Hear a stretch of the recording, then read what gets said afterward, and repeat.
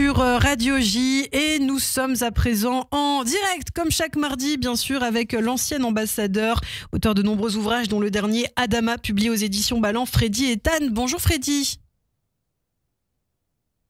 Bonjour. Merci beaucoup Freddy d'être avec nous ce matin sur Radio J. Alors j'en parlais, vous souhaitiez revenir ce matin sur ces tensions qui arrivent à l'approche du mois du Ramadan en Israël, une crainte d'attentat notamment. On sait que l'accès des Arabes israéliens au mont du Temple va être limité pendant la fête. C'est vrai qu'en Israël c'est toujours une période assez chaude, hein, Freddy. Oui, tout à fait. Vous savez, dans une vingtaine de jours débute donc le mois du Ramadan et d'ores et déjà la tension est très vive. Le Shin Bet et la police se préparent à éviter des attentats meurtriers et spectaculaires, tandis que la guerre à Gaza fait rage. Et le Conseil de sécurité va se réunir.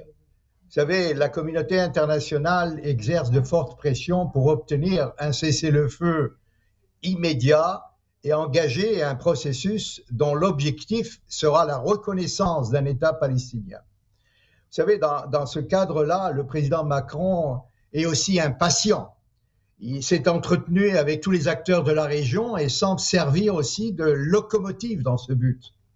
Les démarches diplomatiques de la France sont aussi incompréhensibles. En réalité, elles encouragent indirectement les Palestiniens de poursuivre la lutte armée et de s'asseoir à la table des négociations sans conditions préalables. Le gouvernement israélien a rejeté le diktat et refuse de parler du sujet tant que le Hamas détient les otages et Rafah n'a pas été encore conquise. Israël ne peut tolérer une nouvelle vague d'attentats à l'intérieur du pays. Le gouvernement a évidemment le devoir d'assurer la sécurité à tous les citoyens israéliens à Jérusalem, à Tel Aviv et dans les territoires.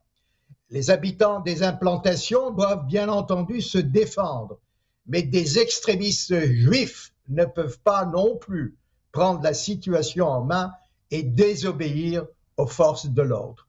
Alors chaque année, des millions de musulmans essayent de visiter donc les mosquées et en Israël et de la venue de pèlerinage à l'esplanade des mosquées, il y a chaque année plus de 100 000 musulmans qui viennent et qui assistent entre autres à la prière d'El-Altra, c'est-à-dire la fête. Pourtant, vous savez, dans ce cadre-là, la police israélienne autorise les Juifs à visiter seulement par petits groupes, c'est-à-dire de 10, un minyan, comme on dit en hébreu, mais seulement aussi dans la partie orientale du mont.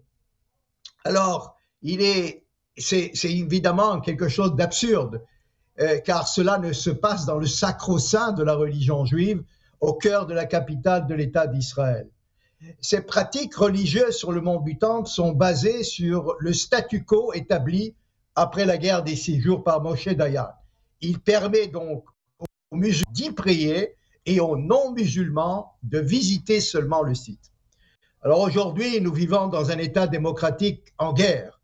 Nous devons évidemment à tout prix éviter une guerre de religion, distinguer entre les terroristes du Hamas et tous les musulmans qui respectent les lois de sécurité déjà prises ne devraient pas priver les musulmans israéliens, les fidèles palestiniens âgés de plus de 45 ans. L'année dernière, il n'y a pas eu d'incident majeur, mais depuis le 7 octobre 2023, chaque menace des islamistes est prise vraiment au sérieux. Enfin, je m'efforce chaque année à comprendre pourquoi les fanatiques palestiniens choisissent de transformer le Ramadan en un mois de haine, de terreur et de vengeance. Tout le contraire des valeurs chrétiennes. Merci beaucoup Freddy et Tan. Quelques difficultés à vous entendre ce matin, mais on vous a entendu en tout cas. Merci beaucoup Freddy d'avoir été avec nous ce matin sur Radio J. On vous retrouve la semaine prochaine, bien sûr, également en podcast vidéo sur notre chaîne YouTube et sur notre site internet radioj.fr. Toute l'actualité israélienne, vous le savez, c'est sur Radio J et jusqu'à 9h.